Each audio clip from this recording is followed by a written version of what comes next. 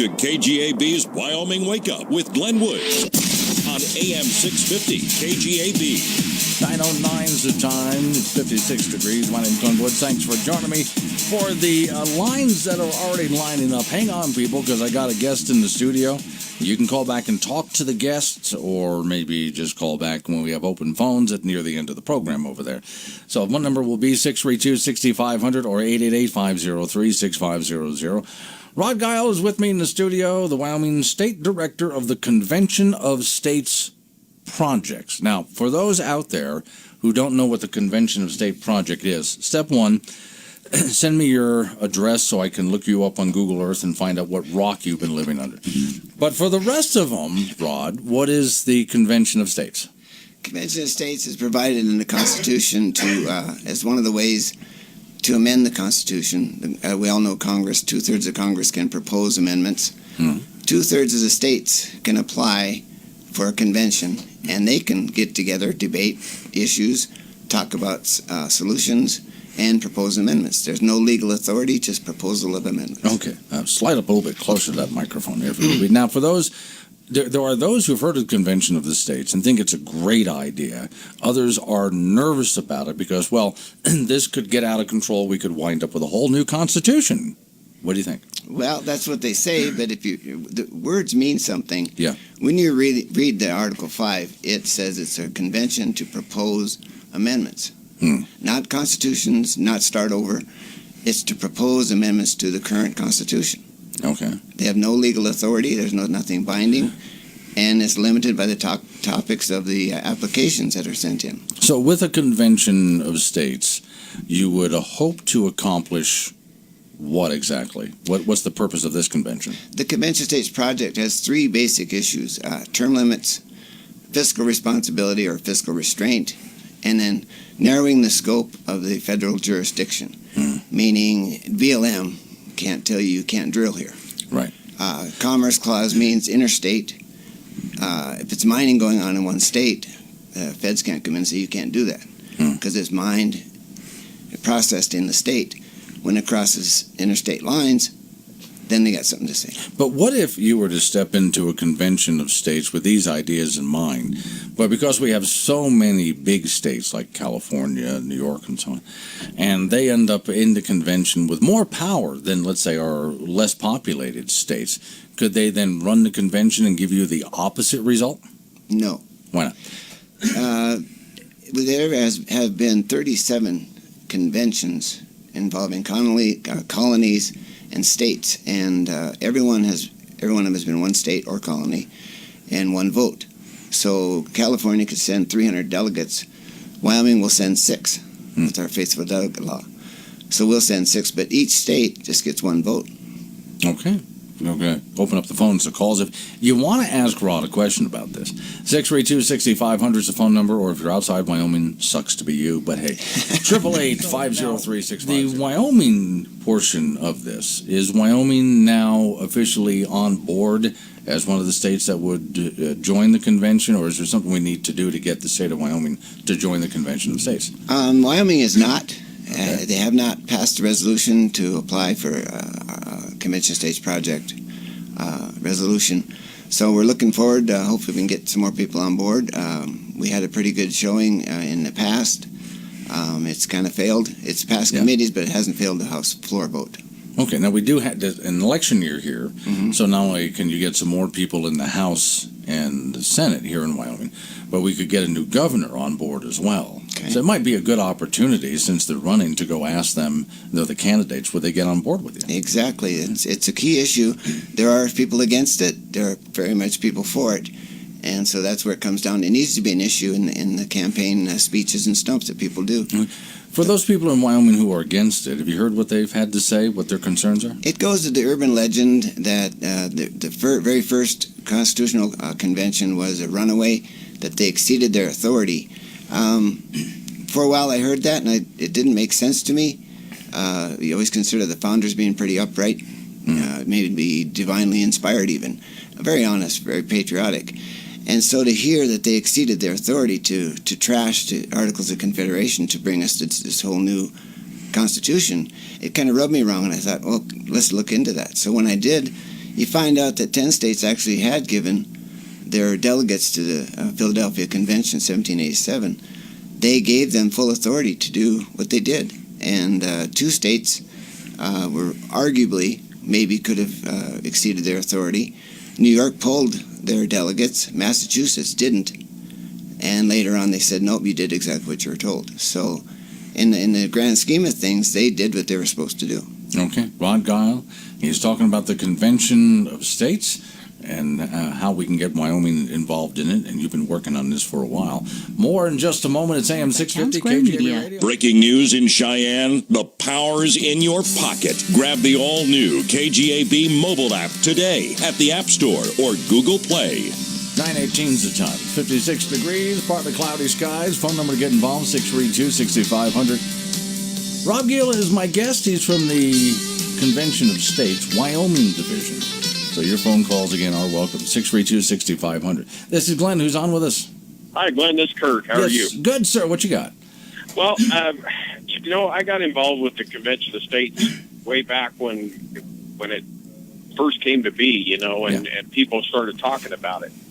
One thing that I've found that people don't understand is there's a big difference between a Convention of States and a constitutional convention. Mm-hmm. And I don't think they really understand the difference between the two. The other thing that I see especially in Wyoming, is that there's no continuity to getting this put through. The communication breakdown is the biggest obstacle I think that we face. I think one of the problems, you've heard me talk about this before, one of the problems our side of the argument has on anything, first off, is just getting people to show up. And then when we do show up, getting people organized and all on the same page working together. It's one of the most difficult problems we face. Yep, I agree. And, I know a lot of people, especially in Wyoming, aren't connected to the internet and don't do anything with social media. In fact, I've kind of limited what I do on it. But,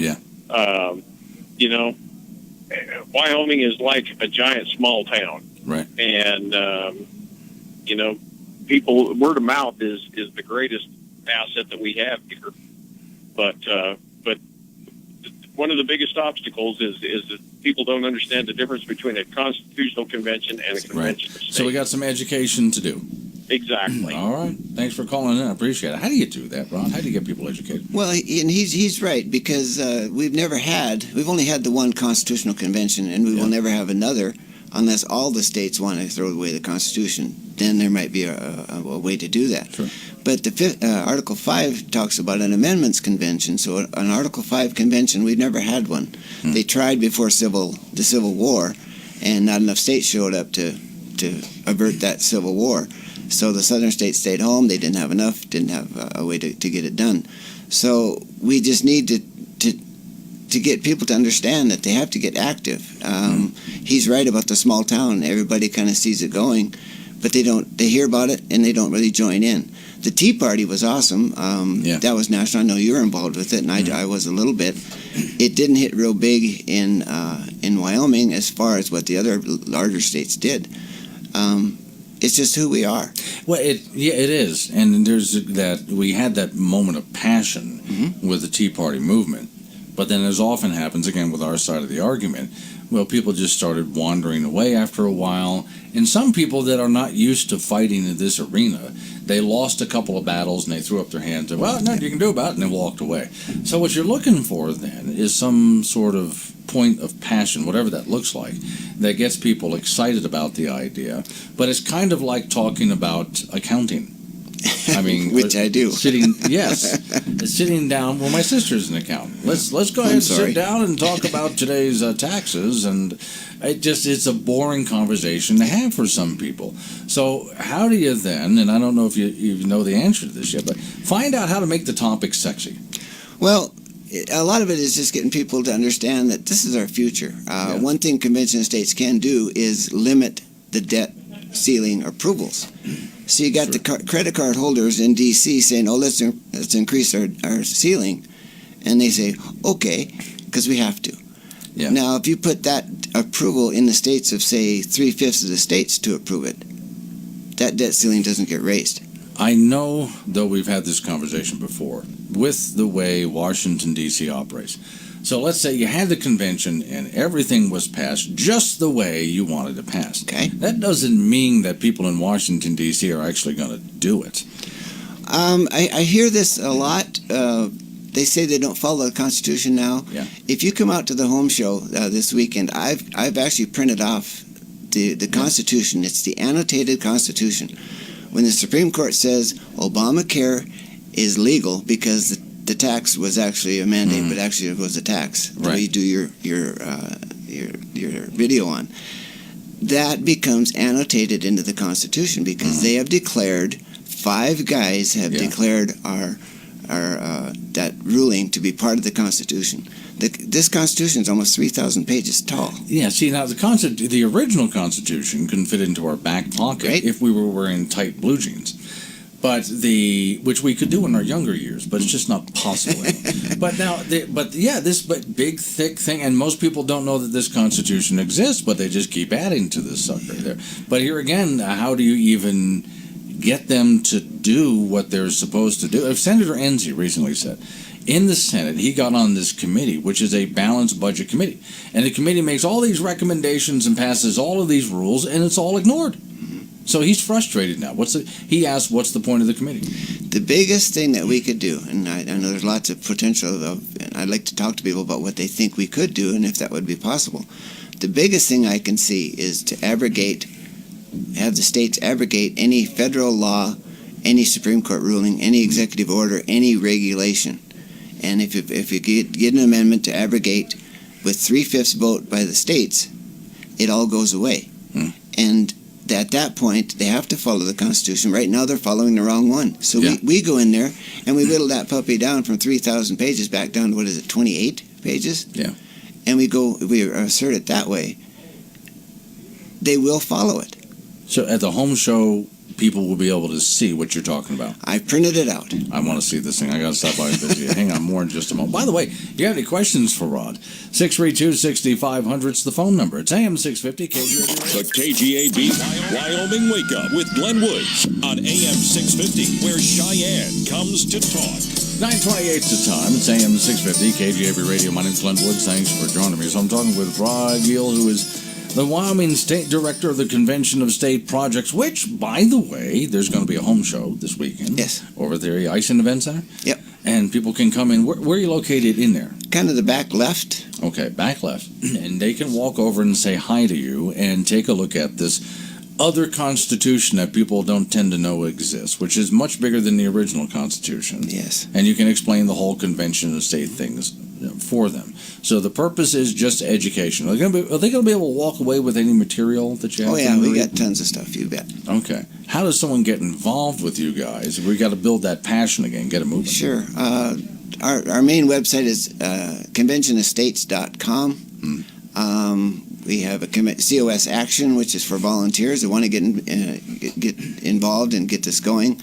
If people want to have some get-togethers in their house, in the library, anywhere, if they want to put something together, give me a couple weeks heads up, and I'll be there. Sure. Well, and for all those people who are you've heard me get the calls over the years. Someone calls up and says, "Well, somebody ought to do something." Well, this is it. This would be one of those things, so go ahead and get involved with it. This is somebody doing something about it. But it's going to take some organization, some passion. There's a lot of work to be done. We have the organization. We have a very high-tech process. We just get people going. We take the strengths that they want to offer. We get it done. Okay. So, again, this is going to be this weekend. You're there. Are you there today? Today, tomorrow, and Sunday. And Mother's Sunday. Day. I'm in the doghouse. Oh, there you go. Okay, so just kind of walk on in all the way to the back left. Say hello to Rod. Take a look at the Constitution that your government's using, not the one that you put in your pocket. Thanks for coming in. I appreciate the time. It's AM 650 KGAB Radio.